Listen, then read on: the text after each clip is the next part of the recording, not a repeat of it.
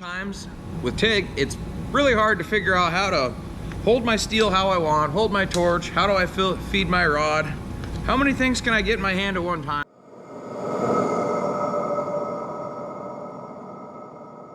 Hello and welcome back to Darius's Budget Garage. Today we're going to be going over the basics of TIG welding, the no-nonsense basics. There's a lot of information out there and it can seem a little bit overwhelming, so hopefully we can put it all in one little place here. From setting your machine up to tack welding to welding, and we're going to try to keep it as basic as possible. So without further ado, let's get going.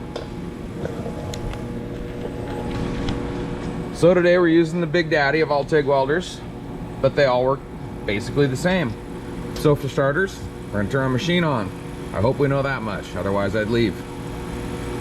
You've got your polarity, we got AC/DC. Today we're going to be welding on some regular carbon steel A36, so DC it is. For my torch setup today, I'm running 2% serrated tungsten in the 332 size. That's what we'll be running. Tungsten is not as critical as people make out to be. It's not because you're running the wrong tungsten that your weld isn't working.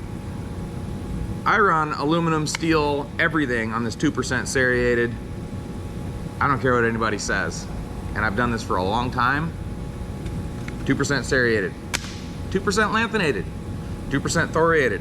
It's all gonna weld just fine. Anyways, I'm gonna set my torch up.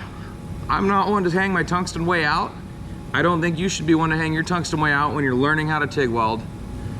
You're gonna end up dipping your tungsten a lot. By dipping your tungsten, means you do not want your filler rod to touch your tungsten. Otherwise, just pull the tungsten out and start over.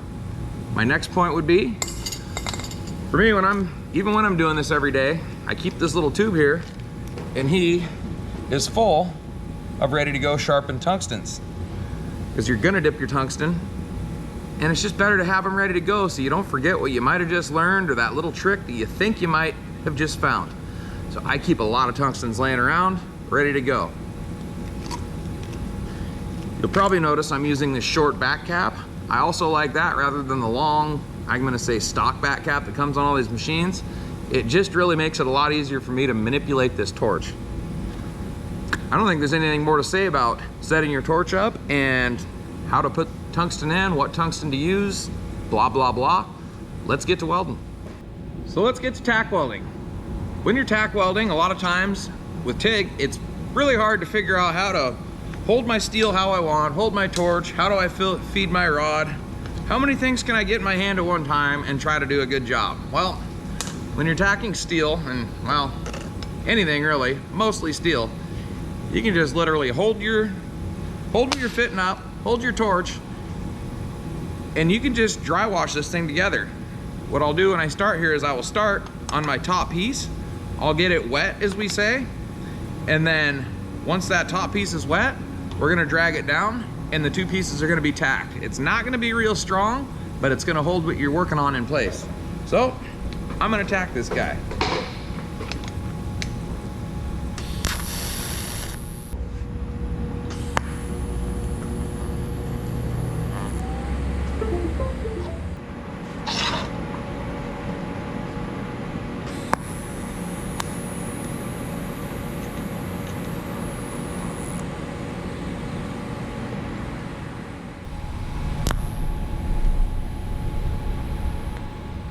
So next up, let's run some beads.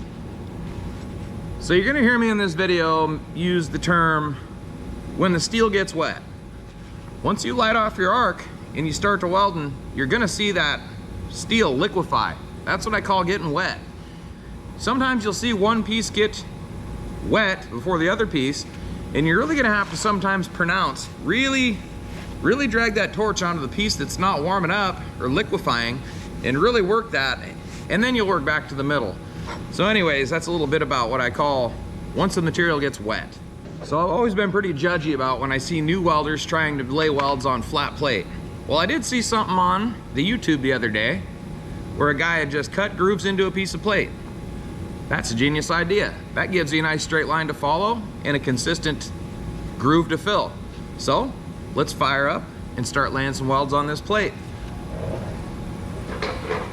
What we're gonna do when we get going is you're gonna first light the arc, and you're gonna kind of just hang out, and you're gonna wait for that puddle to get wet or liquefy. Once you get that going, then we're gonna start feeding rod very little. And make sure you keep the rod off of the tungsten. The tungsten doesn't want any rod. The tungsten's job is to heat the metal, that's it. So now we've got you set up behind the hood. Let's watch how this process works. Again, I'm gonna light up, I'm gonna make the puddle wet, and then I'm gonna start introducing my filler rod. You'll see I have my tungsten roughly an 1/8 inch to 3/16 of an inch above the base metal. Yeah, that's important to do that too, because again, you can't touch anything with the tungsten. Here we go.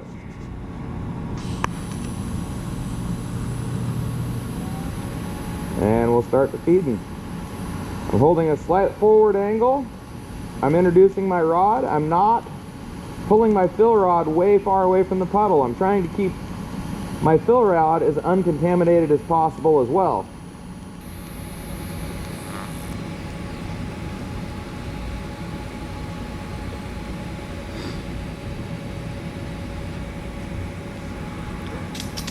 So if you saw me there, I was hanging out when I got done, letting the pool cool, keeping the tungsten in good shape. It's very important that we keep this tungsten very clean, very uncontaminated. That's what's gonna make this weld very nice. So what you will notice maybe is I have my machine set to 160 amps. And what I will say is I'm definitely not using all of my pedal as I'm running this weld. What I do is I try to set my machine in general so that full throttle will get my puddle wet as quickly as possible, and then I can back off a little bit, and then I'm probably running at 85% pedal, 90% pedal. So I always try to find, when running new material, I always try to find what the easy melting point for my base metal is, and then I'll leave my machine set right there. Now we're gonna get into one of the more common welds that you're gonna see in any form of welding. We're gonna be doing a fillet weld. Now what you're gonna see here when you first light off on this stuff is something that I was talking about earlier. When you first light off, you're gonna have generally one piece of metal or the other is gonna wanna take all the heat.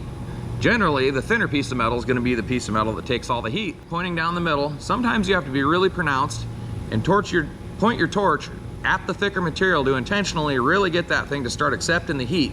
Generally, once you get both pieces of metal warm, you can go back to splitting that angle and they'll maintain the heat. But there will be small adjustments. So anyways, let's get going on welding this little fillet joint.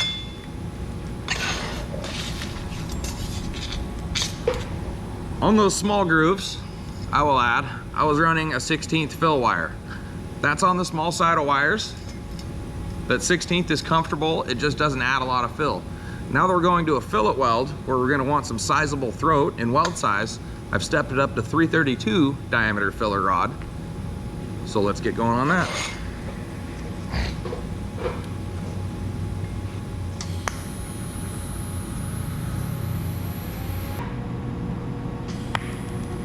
We're gonna lighten up, and what you're gonna see here is this top leg of this material is taking all the heat. I don't know if you can see that in the camera. What we're gonna do is we're gonna intentionally go down here and really try to lay the coals to this bottom piece of steel here. Now we've got them both wet. Now we can introduce our fill material and dab.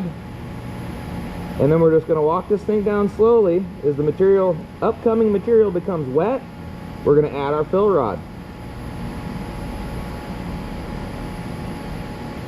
And fill along and dab and dab and dab.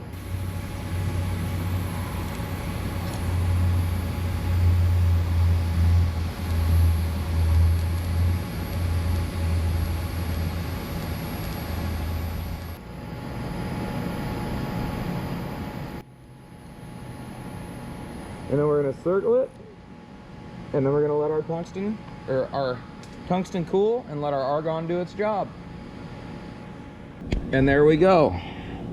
Nice, smooth, even legs. There's our straight grooves we did earlier. Nice, even deals. So I hope this video was informative for everybody, and hopefully it gets you going on the way into using your TIG welder you probably just bought. I just want to be clear that there's no more to TIG welding than getting your amperage set to melt the metal, using the right gas, holding your torch in a certain way, and feeding your rod. There's a lot of misinformation out there, or excessive information out there, I should say, about cup walking, and you have to use this tungsten, and you have to use this filler, and you have to use this material, and you have to prep it this way, blah, blah, blah, blah, blah. The bottom line is, you got a good clean tungsten, you have fairly clean material, and you have your machine set somewhere in the neighborhood of in the right setting, you're gonna melt metal together. There was nothing special I did there. It was straight DC negative, regular ER70 fill wire, 2% serrated tungsten, and we have pretty good looking welds.